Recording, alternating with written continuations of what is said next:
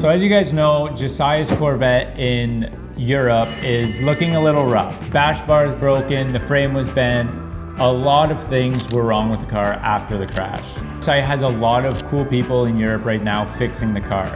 So they're straightening the frame, the engine's out, so Josiah's gonna be flying in early. We have a whole list of things that are needed for the car that we need to ship over to Riga before the next round, which is in 2 weeks. So in this video, we're gonna take a look at how all this stuff was made and all the things that need to get done in the next day to ship to Riga. Let's check it out. Okay, so we have here another new front crash structure for the European C6. I'm sure you guys saw the video. We had a bit of an incident last weekend in Finland.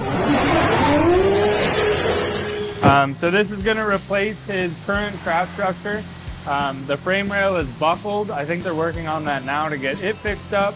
So we're just gonna send this one raw. There's no plates or anything welded. So that's normally where it would attach to the frame rail. So we'd have a plate welded here with 4 holes, corresponding plate in the frame rail. We're not doing that because we don't know how straight the frame rail is or how close they're gonna be able to get it. Yeah, like pieces were involved in this. So this one isn't too bad. There is 3, 4, 5 pieces. So it's a pretty nice design. You can see here, this is one piece that gets bent. And then this front plate is its own piece. And then a top and bottom plate that sandwich the whole thing together. Pretty nice. I mean, it's just plug welds the whole way around. So it's nice and easy to assemble and build. See the spot for the crash bar or the back bar, I should say, to go on there. So it's basically an extension of the frame rails that we can replace as needed for exactly what happened. Front end collision, folds the bash bar, folds the crash structure, replace both of them and on to the next. But I think they did lighten this up a little bit from the previous one. Obviously the plan isn't to have the frame rail move that much. So slightly lightened up version that hopefully if the same thing happens again, it won't cause as much damage. But I think the rear one's fine. I know Kyle cooked up a couple new bash bars for it. So hopefully it'll look like a newish car by the time they get back out there, and yeah, should be good.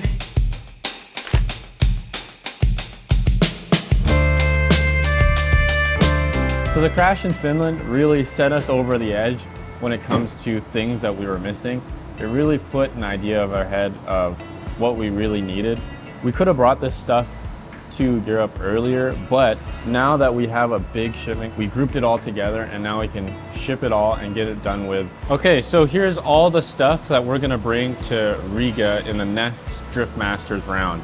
Overall, from what I've learned from going to 3 Drift Masters rounds so far, is that we're a little bit underprepared when it comes to competing overseas in our car, because we prepped it as well as we could in this shop and we built a super sick car and we tested it at New Jersey and Shannonville multiple times, but it never really amounted to the amount of stress that it takes in Europe. What I've realized with these trips so far is that we don't have all the things that we need. So in front of me are a bunch of things that we're gonna bring to the next event. I thought we were gonna have a lot of these tools in Europe provided to us, but that was not the case. So I'm gonna actually bring a lot of my personal stuff. I will say that the neighboring teams like DBM Engineering and Quint Van Oort, their team has been absolutely amazing with helping us work on the car and lending us tools. I can't say enough thanks to them. They really saved our bacon. Like, we literally didn't have a 1/2-inch impact to take wheels on and off, and they gave us one for the event. So literally huge shout out to those boys. But it's time to get more prepared here. So I'm gonna bring zip ties. Like, we brought a bunch of these, but we can never have enough. I've already used a whole freaking pack of these just in 3 events. Body parts fall off, tiring up wiring away from the header and stuff like that. Drills, this is important because we always need to drill holes in body panels. And also other teams need to fab stuff on the go too when they're competing. Impacts, we don't even have an impact there. We're just doing everything with like hand ratchets and stuff. And Like even the wheels?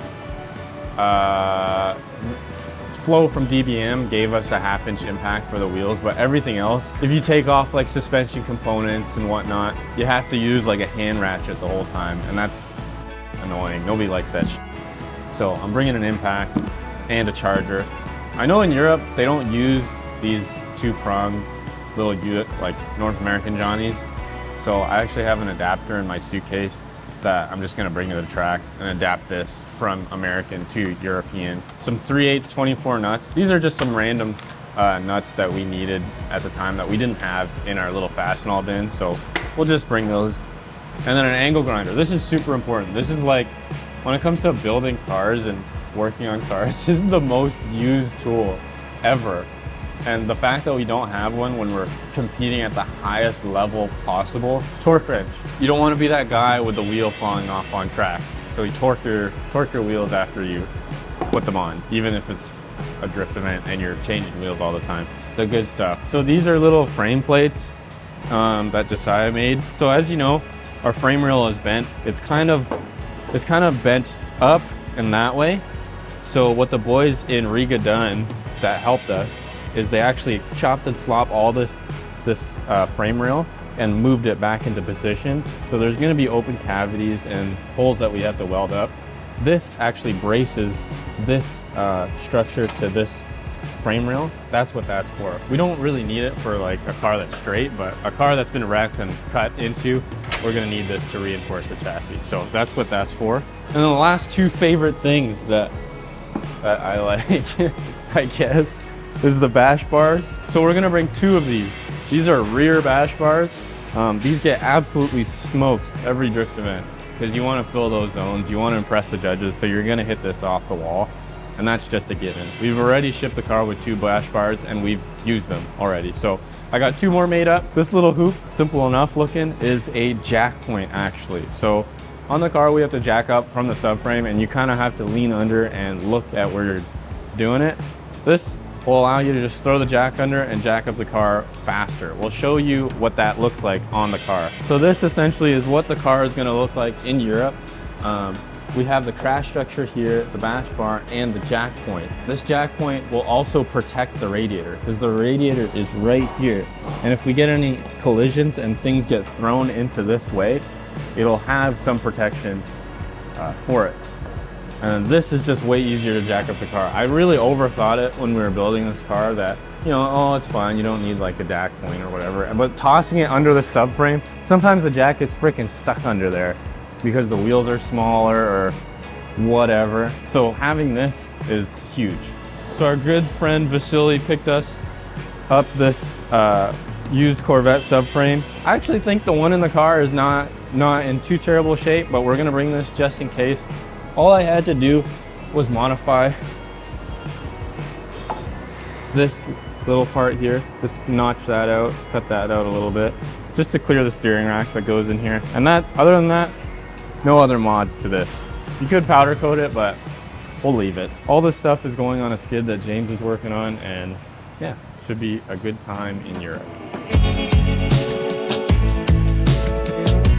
How's it going, guys? Today we're just going to quickly go over the machining process for Josiah's motor plates. We're getting these ready to ship out over to Latvia so we can get the Corvette kind of back together into good working condition. So we'll take a quick look in Fusion here. You can just see this is, I believe, the driver's side motor plate here. We're just taking a little pocket out of the back of it right here. That's for clearance to the engine itself. We have some water ports, and this is where we're going to pick up on the machine here. And basically we're just gonna do a quick pocket here. We're gonna do a perimeter pass just to clean everything up and make it look nice. We have another side to do as well, and after that we'll be all finished up and they'll be good to go on their way.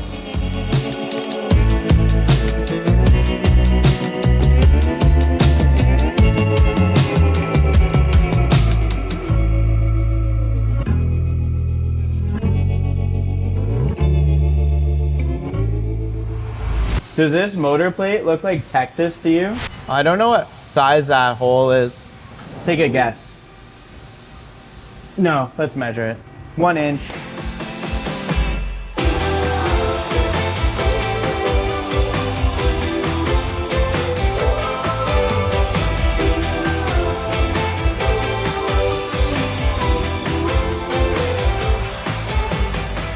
What are we doing? We're gonna start this program that I haven't run before, and then hopefully it doesn't crash. Okay?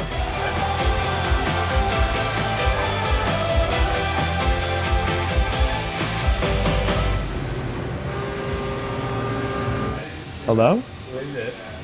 The Corvette. Said, hey, I need a couple new ones. Mine aren't very straight anymore. We've got the pocket done. We've got it to the depth we need. You can see this fixture plate we use for a couple other parts that we make. So I just threw a couple more holes in here. That was an existing hole. It kind of lets us throw this on with minimal setup. This is going to be our other plate, which I'm going to find a way to use probably something like this, or maybe turn it like this. Use it as many of the holes that we have on the fixture plate already. And we'll get the perimeter done on this guy, make them look nice and shiny, and then we'll send them off to Riga. Dude, it kind of looks like Texas. I think, no, it doesn't really look like that.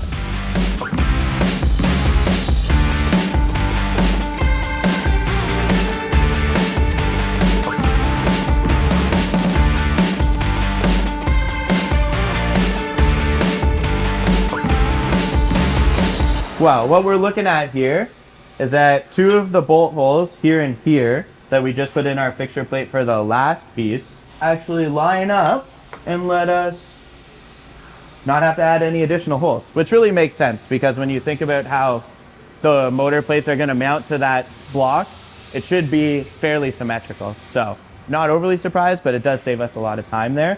So now we just have to bolt it down. We will indicate this piece flat so we know when we cut our perimeter we're not going to take too much off of one area and not enough off of the other, and we'll get that done. We'll be off to the races, literally off to the races. We're going to Drift Masters.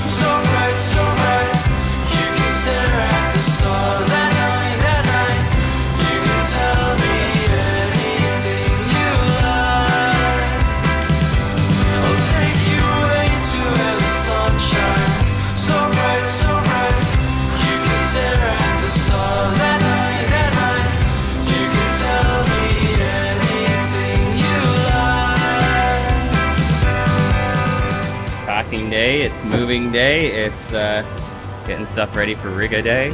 It's gonna be quite the day. Are we fitting everything in one box? Plan. Everything's measured out all right. It's supposed to be there Monday if it goes out the next hour and a half. So it's a matter of getting some explosion packs done, getting stuff all secured, getting stuff out the door.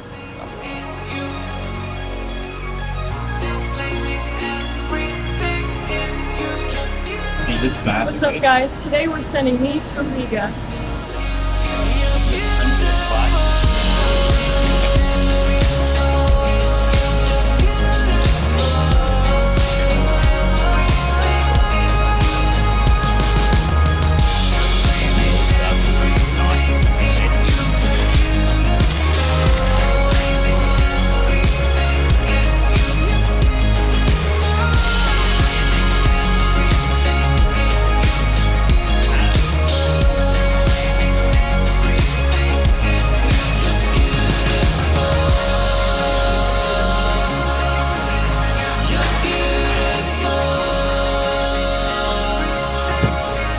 You're beautiful.